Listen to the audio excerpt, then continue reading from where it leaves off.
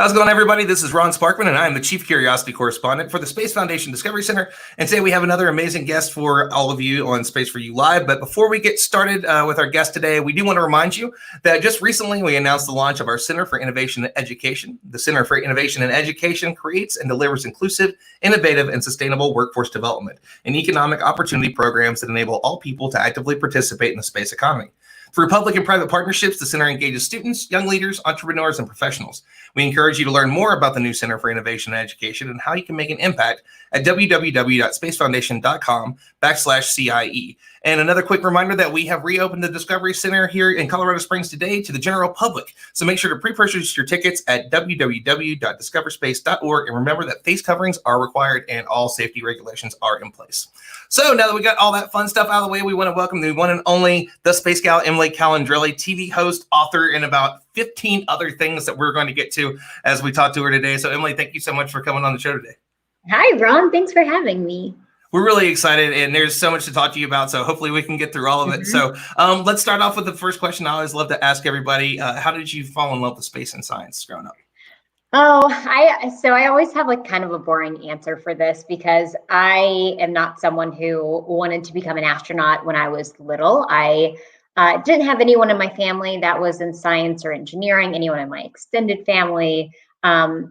Most people in my family didn't go to college. Many in my extended family didn't finish high school. And so like the idea of pursuing a degree in space and science was like very foreign to me. But because I feel like my parents worked from poverty to bring their family to where we were, which was like lower middle class, which was an incredibly tough challenge and like a wonderful thing that they did for our family. I felt the responsibility to take that legacy and do something similar. And so when I was a high school senior, I literally Googled all of the things that one could major in college, and I looked at their starting salaries. And that is how I decided to go into engineering. And then I decided to go into aerospace engineering because I wanted to fly on the Vomit Comet. So that's sort of like my very like analytical way of how I chose to go into space. But once I was in that field, once I started studying this stuff, I mean, I quickly became obsessed with all things NASA and the space industry and just like pushing the envelope with exploration. I ate that up. I loved it. And so from there on out, I started sharing my passion with others. So we got a quick thank you from Christopher Mick here, who's an awesome science communicator himself, who says, thank you for all your TikToks and Instagram lives, STEM activities that you put out there. And Chris, we are definitely going to get to that a little bit later because of how awesome it was that she did that awesome. kind of stuff. Thanks, Chris. Yeah. Well, let's talk about that one real quick. Your Vomit Comet pictures are some of the probably most popular ones I've ever seen of you. Like, you're obviously having the time of your life. And for people that haven't done it, we've talked about it a few times, specifically with some of the Project Possum people that I've trained with before. So what was the moment like for you once you finally had it, once you finally got to do it? Coolest thing ever, right? Like, yes, the best human experience ever. Like it was, it's like indescribable. I think the best way to describe it is that like, it doesn't feel like floating, it feels like flying. And if you've ever had a dream where you're flying and you sort of like don't want to wake up because it just feels so cool, that's exactly what it felt like. And it's just this pure euphoric experience that I couldn't get a smile, like my smile off of my face. My cheeks hurt so much from just like constantly being so happy. It's a pretty incredible experience. I forgot. Yeah. So as we kind of went up over the first parabola, I was terrified of flying for so long. You know, science got me out of that. And did you do this with Project Possum? Yeah. So I did it for Possum. Yeah. So once, so I did the Advanced Academy, but I actually did that beforehand. So as you know, we do it as a mission. So yeah. So that was just one of those really incredible things. So I forgot to take my belt off, as somebody that was just a few years before that couldn't, I was just a nervous wreck on a flight. So I was like, why am I not? It's definitely That's why. it's the seatbelt. Yeah. It's not something that you normally like. Oh yeah, there's no like button. There's no thing that goes off when you're on that Falcon, right? But so you did that among many other amazing things for your TV show, Exploration Outer Space. So let's talk a little bit about that and how you went from I've got a degrees from WVU and MIT, and now I want to be a science communicator on TV. How does that transition happen? Yeah, that was, I think I was like in the right place at the right time situation. I was graduating from MIT, and at that point in my career, I was sort of wanting to shift more towards the like policy side or science communication side, because later in my master's, I started studying science and technology policy, which is a way to understand how to translate complex, sometimes very complicated science and technology ideas to policymakers. And in many ways, those are the same skills that you need to describe science and technology topics to children, right? And so I was gaining all of these skills, and this was sort of the direction I wanted to go in. And then I was graduating, and I got a call from a production company that was like, would you like to be the host of a TV show about space? And I was like, that sounds like such an adventure. Yes, I would love to do that. And, I think they just found me because I'd always been this big advocate for history. And so there are videos out there from college where I was talking about the benefits of NASA and why it's worth our tax dollars to invest in NASA and space exploration and all of that. And so they found that, this person who had expertise in aeronautics and astronautics engineering could also talk about this stuff in a way that kids can understand. And so they asked me about being the host, and I said yes. And that was 7 years ago now, and it's been an adventure ever since. That is, that's a really cool experience too, because there's so many people that want to do science communication and want to do it on that kind of level. That you were in the right place at the right time, but it's also, I forget the exact one, and I always love this one. Is that luck is what happens when preparation meets opportunity, right? Whenever it shows up, there was a reason that, you were kind of there for it. So there's a lot of amazing features to the show, and we'll definitely talk a little bit more about those. But the student astronaut contest in particular is a really great one, where you get to travel around a lot, have a lot of really incredible people that apply to this contest. And so I want to talk a little bit about that and kind of how that came about. And maybe if there was a particular thing that you were most excited about with that contest. Oh my gosh, this was kind of like my own little brainchild that I was so passionate about, because this is not something that you would typically see in the education and information. That's like the category that my show is in, E&I programming. And I pitched this to my executive producer, and he really wasn't so sure about it at first, because while it sounded like a cool idea, he was like, this is just not something you see in this world, and I don't know that it would work. And so we didn't do it the first year, but the second year I was like, I really think this is going to be a fun idea. And the idea was essentially a nerdy version of American Idol, where we put up a prize that is intended to help launch the career of someone in the aerospace industry, right? And people online would apply with a video contest.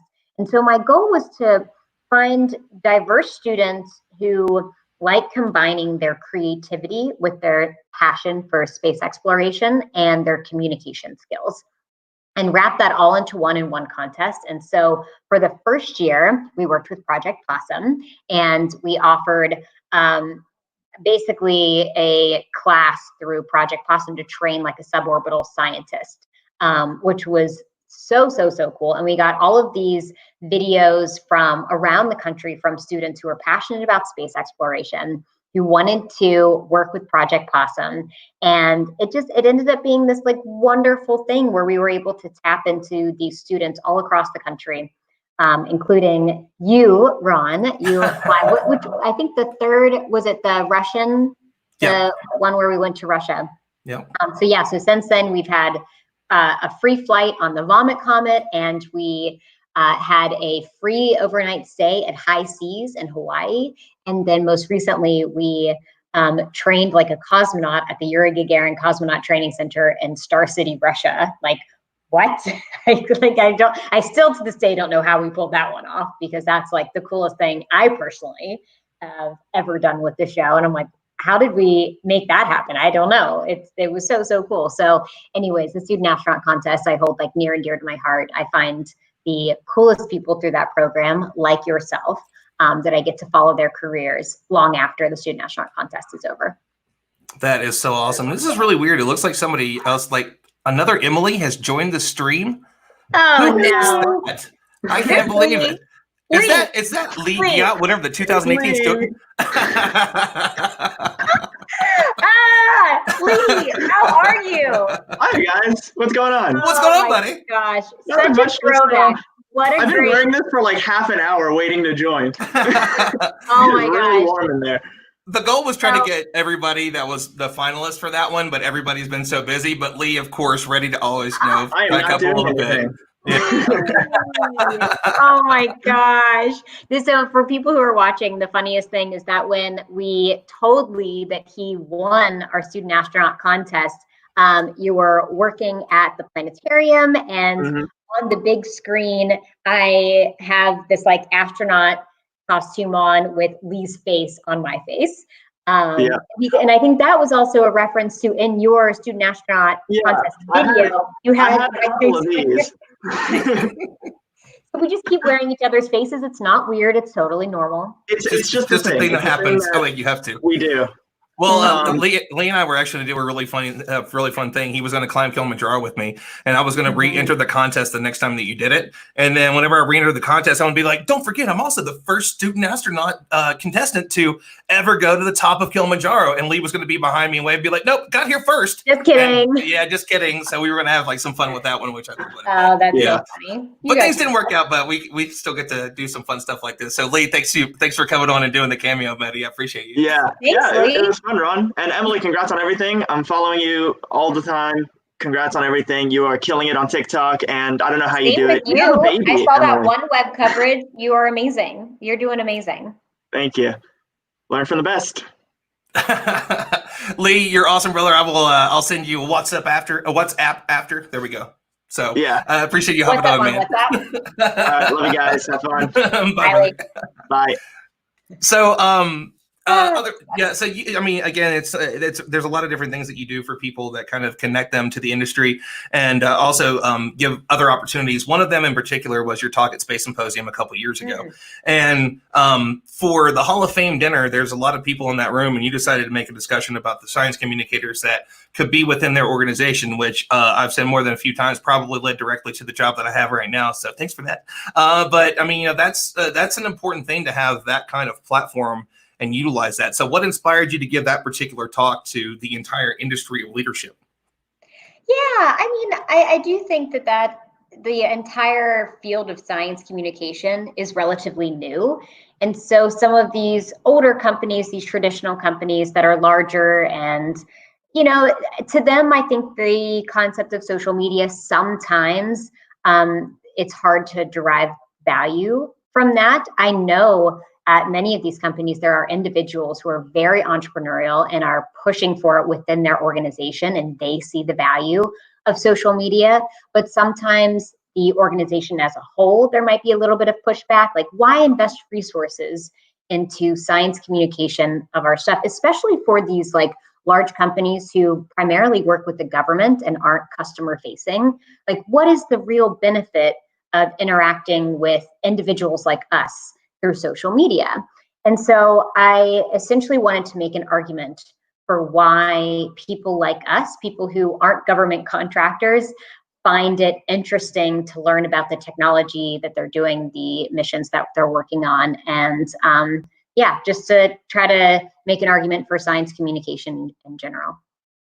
And it's something you've also done with your TED Talks too. The first TEDx talk that I saw was the one where you were kind of being a little more tongue in cheek. I think you were talking about math, and I thought that was great too, because it's not really something that you were really expecting. And at first, honestly, I didn't really know who you were yet, and I almost got a little mad. I'm like, oh, the space exploration is the worst one. Yeah. I was like, this has got to be tongue in cheek, right? Like she's gonna mess around with this. Like, okay. Then I watched it. Sarcasm was like on a level that I just like never really strive to before, but I hit it in that talk.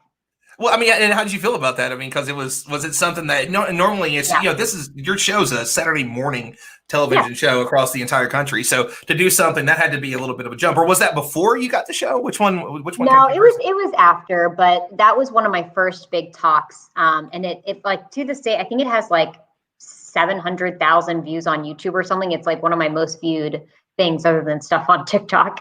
But that one, the goal for that was that like, I knew that if I made a talk that was literally like 10 reasons why we should support NASA, 10 reasons why space exploration is the best, nobody would watch that video. The people who already believe that aren't interested in hearing an echo chamber, aren't interested in me preaching to the choir, right? They've heard the arguments, they agree, that's not something that they're interested in. The people who don't care about space are not going to opt into a talk that's like the 10 reasons space is great, right? And so my goal was to get as many people to hear these arguments as possible. And the only way I could like personally think of how to do that is to start off by talking about, these are the reasons why space exploration is the worst. And I just go through all of these kind of like straw man arguments that people often make about the space industry, and then tear them down one by one, very sarcastically. Like, for example, something along the lines of like, the dinosaurs went out gracefully with an asteroid impact. Like, who do we think we are? We are these like egotistical humans that think we can study space and prevent the next asteroid impact. We should be humble and go out gracefully like the dinosaurs before us. And so things like that, where it's like very over the top sarcastic, but you're like, oh, wait, oh, I see what you did there. Yeah, and it's all in good fun, and it's something that we need more of. And I think that we're finding more and more people that are using comedy and science communication. Mm-hmm. We've actually got a really great question from Mark Leatham, who is YouTuber. I think he's pretty sure that he works with Northrop Grumman. Mm-hmm. He's done some live streams with me before. He's great. And he says, how can established space engineers migrate to SciComm full time? It's a great question. Yeah, and I think that it's one of those things where you really have to, there's going to be a point where you decide, okay, now is the right time to make the jump. Because for me, SciComm is not like a stable job that is like a constant stream of income all year long. For me, my income is like a little bit here, a little bit there, a little bit here. And then like some years it's like I have a peak in March, and then some years I don't have my peak until November, and I'm like really scrambling to be like, oh my gosh, like, am I not going to make any money this year? And then something comes in November at the latest. And so for me, a career in SciComm has to be as diverse as possible. For me, that means like a little bit of books, a lot of speaking engagements. The speaking engagements are wonderful, but sometimes they can be a grind. Like it's time consuming, it takes a lot of travel, but like that's a really good income stream for me. And just things like the TV show is really wonderful for me too. But if you can diversify what you do through like sponsorships and talks and books and TV shows and monetizing a YouTube channel, like all of that stuff is really great. I don't make any money on YouTube, so I'm not really like the best person to ask about like YouTube SciComm. But yeah, I think that the first thing that you can do to work toward a career in SciComm is just start talking about what you know. And that is often the stuff that you're learning at your job. And that's stuff that maybe you are like, I don't know if anybody cares to hear about this, but they do. There are so many nerds out there that want to hear about the very specific technical thing that you are working on. And so I highly encourage anyone out there who's interested in SciComm to just start talking about what you're working on, what you know the best, because I guarantee you there will be someone out there who cares, and there will be more people out there who care than you think. I'll echo that. That's absolutely the truth. When I started this, as you know, I started with a website that had like a one-page thing. I never thought I'd be able to do the stuff I do now. So absolutely, right. Mark, you're such a good example of this. Like you like grind all the time. Like you are on everything. You are like constantly working on new things. That's like the goal of SciComm, is to just like throw as much stuff out there thoughtfully, like put thought into it, do your research as you do, but like keep at it, be consistent, like feed that content monster and just like see what works and what doesn't. It's all about like trying, iterating, and failing, iterating, like keeping that process going. And just keep at it. And so Mark said thank you for that. And we've got somebody here, and there's more than a few people that have mentioned stuff with TikTok and YouTube. So let's get into that. So everything hits with COVID, and a lot of people kind of take their time a little bit to kind of get onto it. But you, Kevin DeBruin, Athena Brunsberger, a couple of people were on it. And specifically with you got TV shows and speaking engagements and stuff, but you were one of the first really big names to get out there and start doing a bunch of stuff. So what inspired you to get on it so quickly and go for like the Instagram experiments that you were doing, and then, eventually led into TikTok? Yeah, I mean, I am constantly trying to find creative ways to get science out there to the most people. And YouTube is something that I've been wanting to do for a long time.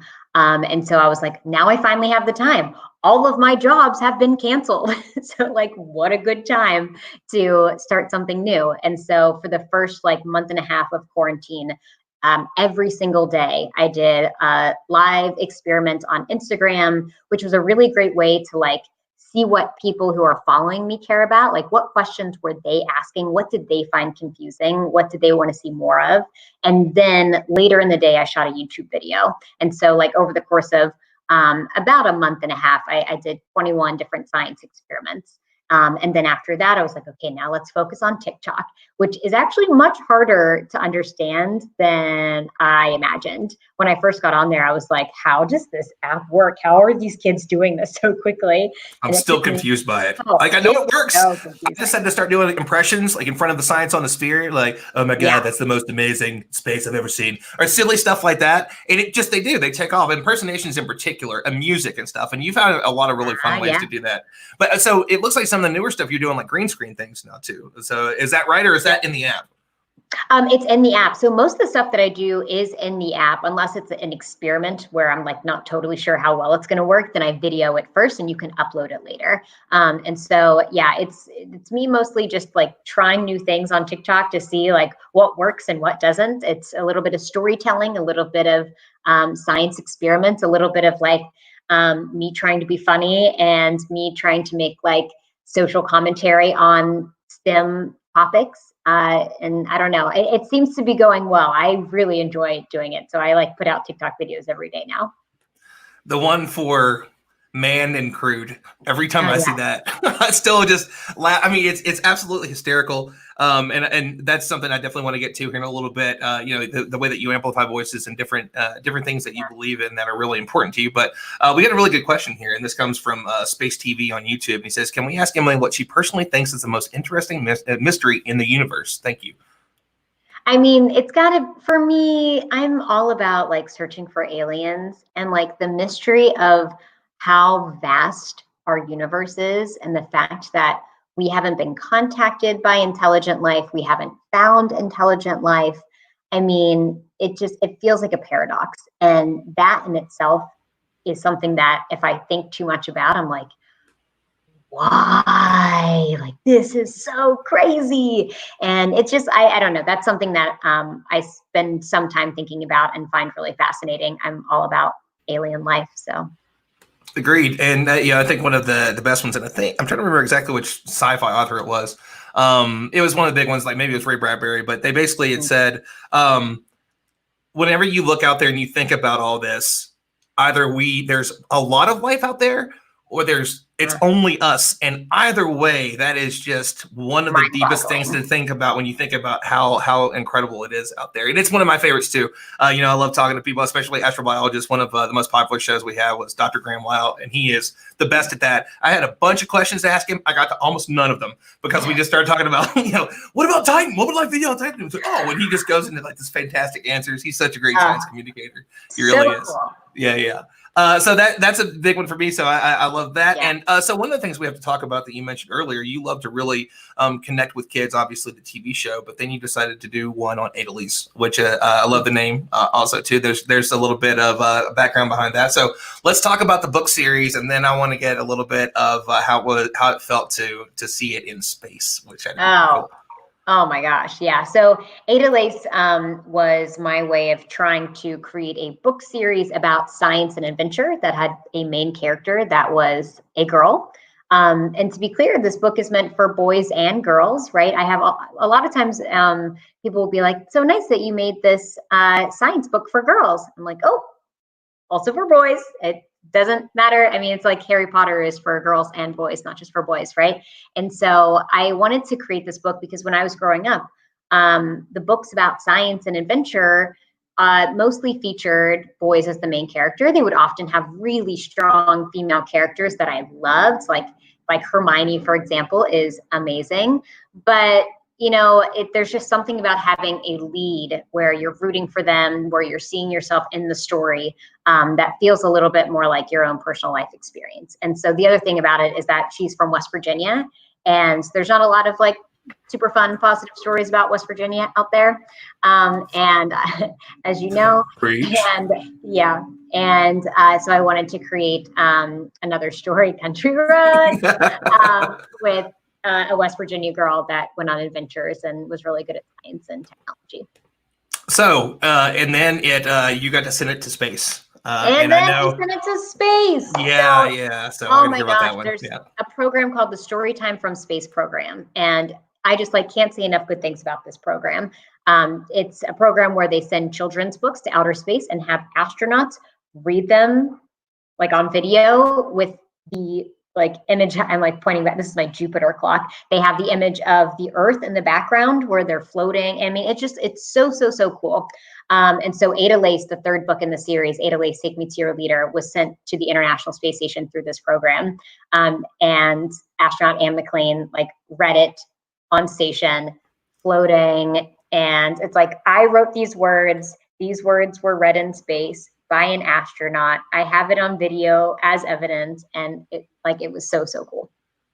So I mean, we've actually we've got a really great question here from Yumna Majid, who you did actually a really great video for me a couple years ago for her for Christmas, and she wanted to know: is there a way to get the Ada Lace books in Pakistan? Is there any suppliers, any ways to do it? I wish I knew more about that. That's a question for the publisher, Simon & Schuster, because I don't have any control over any of that stuff. People often ask me is it going to be translated? And I would love for it to be translated, but of course that is a decision made by the publisher. Makes sense. We'll see what we can do. Maybe we can just get a bunch of them and just ship them over to you. I like that. So another thing that you're really big on is really amplifying voices, everything from Black in STEM. Obviously last month it was a really big topic. Now with disability in STEM, which is one that I've been trying to pay more and more attention to, in particular because of Dr. Tanya Harrison, who kind of opened my eyes to the fact that it was out there. And diversity in particular is becoming more and more important. And you are really one of the first places that I knew of, you, Bobak, and a few other people. So what made you decide that was something you wanted to use, this massive platform that you have? Because I mean, you shared it out without Astronaut, you do it with everything that you find a passion for. And it's exciting to see. And it seems like a lot of people you led that, and a lot of people kind of came on after that one. So what does that mean to you? Why do you take so much time to kind of amplify other voices with what you have? Yeah, well, I think the importance of sharing your platform and amplification is because a lot of these individuals have been speaking for far longer than we've been listening, including myself.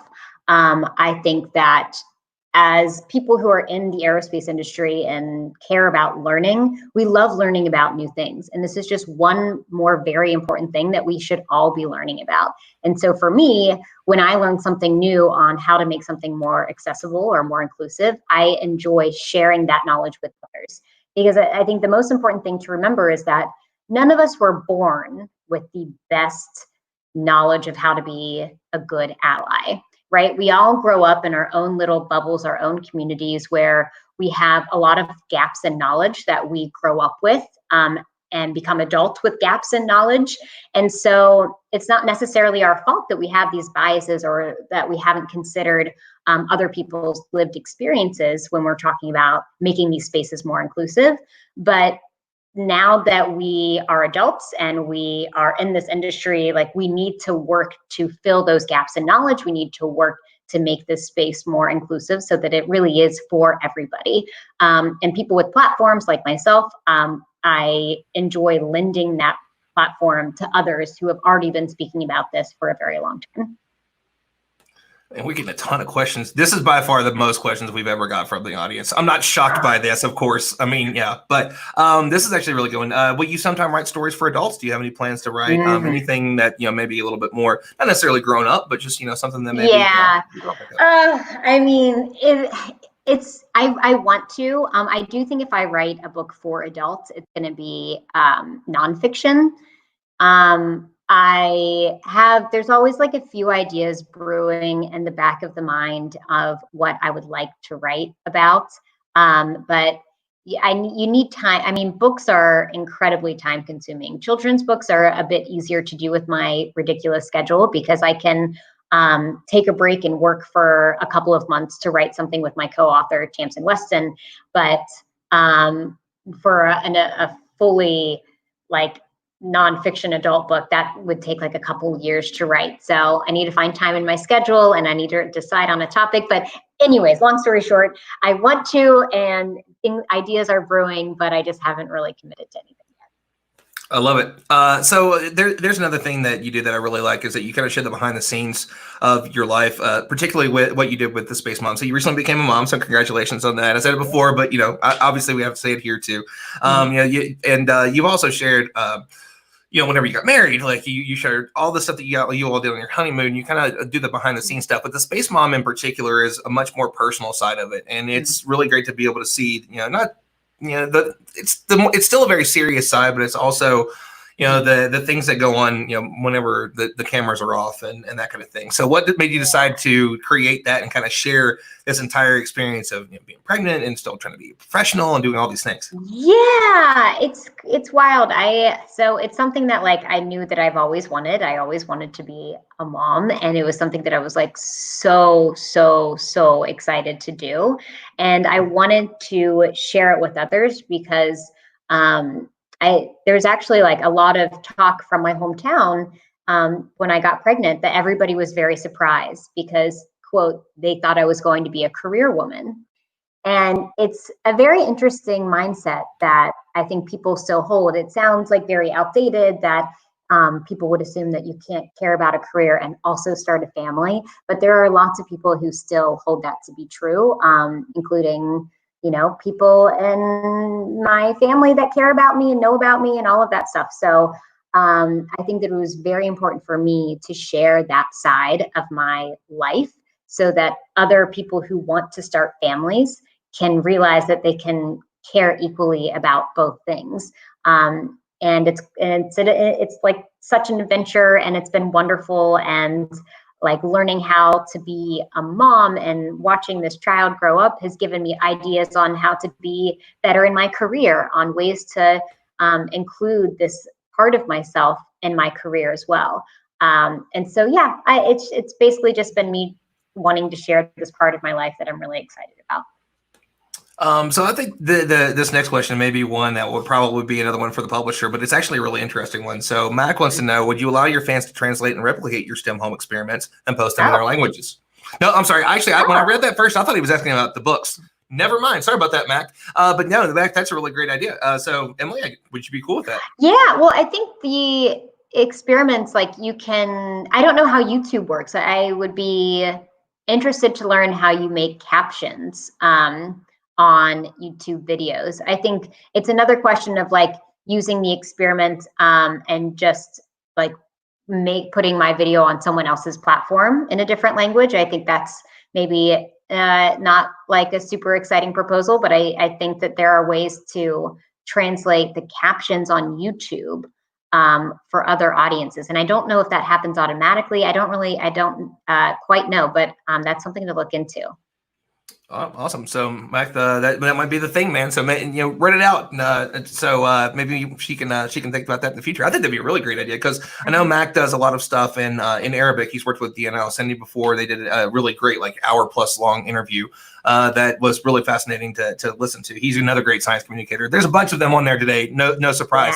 Yeah. So one of the other things I want to ask you about was, exploration in outer space is coming back finally. I know that you've been working on some stuff, and we're probably going to see it maybe fallish sometime. So, is there anything in particular that you're really excited about on this season, or anything that's coming up? Yeah, I mean, one in particular, as you know, because this was the one that Out Astronaut was going to be a part of, but with coronavirus waves hands randomly at everything, we're not going to be able to cover that this season. But this episode in particular, I was really excited about, or I am really excited about.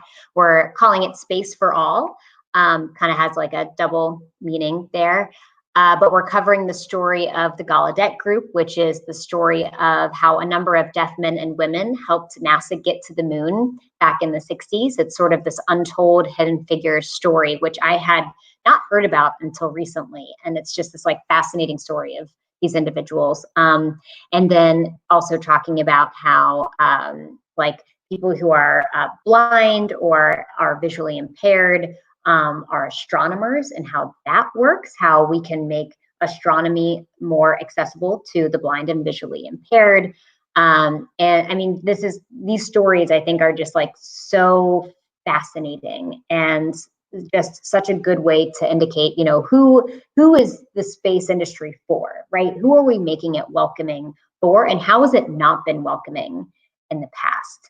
And that's one of the stories that we're sharing. We're doing another episode on art and space, which I'm really excited about. We're covering, you probably know Tim Gagnon, the KSC mission patch artist. He's this official NASA patch artist. And where would I know Tim from? Maybe he made a patch for us. Oh, yeah, that's right. He made a patch for the Student Astronaut Contest that you were a finalist for. That's right. And so we are working with him to showcase all of the patchwork that he's done for NASA, how he became a NASA mission patch artist, like how does one do that? He actually made a mission patch for my daughter, and we designed it together, and we're talking about that on the show. And so, yeah, there's just like a lot of really fun things that we're covering this season. Love it. And this is actually a really great one. So Steve Slack is a big proponent for this. I mean, national voice for education in different ways. And he's from West Virginia as well. And his daughter has Down syndrome. And I believe that his son has autism. And he's really big for both of those and trying to promote that. And Sophie really, really loves space. And she's a big fan of yours. So I'm glad that he's watching today. And she's incredible. Sophie. Yeah. Yeah. I would love to learn more about Sophie. That's awesome. Thanks for... You know, you said they were from West Virginia as well? Yeah. So the guy that taught me how to DJ reached out to me. He's like, man, I've got this friend of mine. His daughter loves Katherine Johnson. She loves space. She talks about it all the time. And I'm actually, Steve and I have discussed it, and I want to have him on as well as another gentleman, Aaron Shepard, who his son has autism. And they decided to use this Instagram platform that he has as a photographer. And putting a space helmet helped his son out to be able to kind of to help him kind of get used to going to like the dentist and doing these other things. And it's become this really good platform. So I've talked to Steve, and we're going to do something in the future and kind of talk about some of the different things that we can do. And so in a platform similar to this, but it'll probably be more like an webinar series that I'm working on for Space Foundation, and talk about different ways that we can do that. Like what are ways to teach more people about space and science and all these different places. So, you know, that disability thing. But yeah, Sophie's wonderful. I'm sure I'll get a smiling picture from Steve here in a little while. So I'll send it to you. Well, hi, Sophie. So I know that you're up to, there's some other things that you can't talk about too much, but we definitely want to tease it just to kind of, pick everybody, keep everybody's interest peaked. So is there any hints or anything that you have that's coming up in the near future that's going to be pretty cool? Yes. I mean, I will say that I got my dream job recently, and it will be announced at probably in mid-July. In a few weeks. So it's like the coolest thing I've ever done in my whole life. It's the thing that I would never have dreamed have ever been possible. And I'll be announcing it in a few weeks. So yeah, keep your eyes peeled.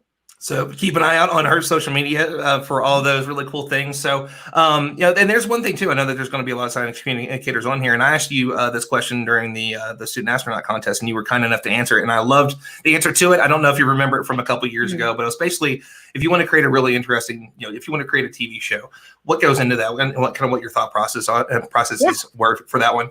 And I love that one. You've created a very successful TV show, Emmy nominated. You might even won now. I don't remember. It's happened so many times, like every year. Still Emmy nominated. Ron, we're still waiting on it. We're still waiting. What are we gonna do to get that done? Is there can we do like a campaign? Yeah, well, I think we did another one too that I said that we wanted to try and get you the budget for Cosmos. Yes, hey, Fox, would certainly help. We're going up against people like Ellen, like that's literally like the type of competition we're going. Our show is made by like 4 or 5 people, and we are going against Ellen. So yeah, I think the budget of Cosmos would help. that would probably help. Yeah. But yeah, is there any advice for anybody that maybe wants to kind of follow in your footsteps, do the really amazing things you do, create a TV show, and kind of do one of the billion amazing things that you're good at?